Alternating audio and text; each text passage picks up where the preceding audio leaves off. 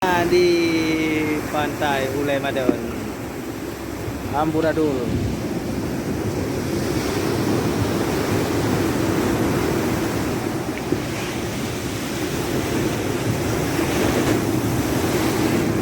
Operasi Yos. Amban. Hantaman meteor. Hantaman ni kenyap ni laut meteor dah. Go nah. Hantaman gelombang. Nah. Hantaman gelombang pasang besar menghembus haiceri. Usaha rakyat kecil, para pejuang-pejuang receh. Mohon bantuannya, bos.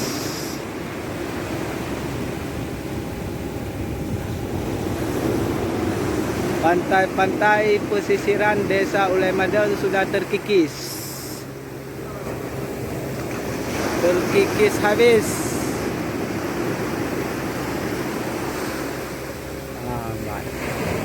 Pasang.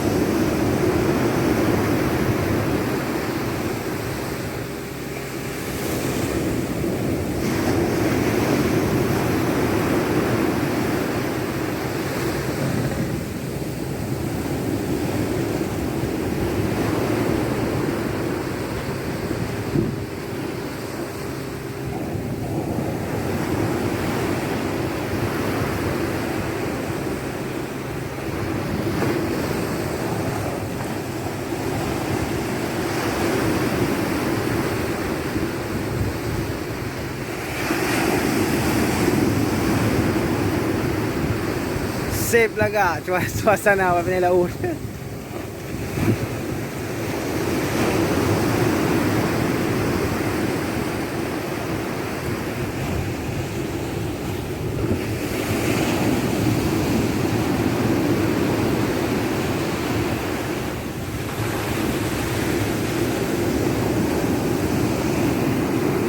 Apa sih bro di bro betul lah. Dia berada di pohon ni. Mana ni? Mana depan ni? Ni kuda. Yang enggak buka urusan ni je. Mana dah? Dia pakai dia bawa kerja. Bawa kerja awak ya. Dia nak jaga. Kau dah gerak. Lupa. Ambil je dah inai po.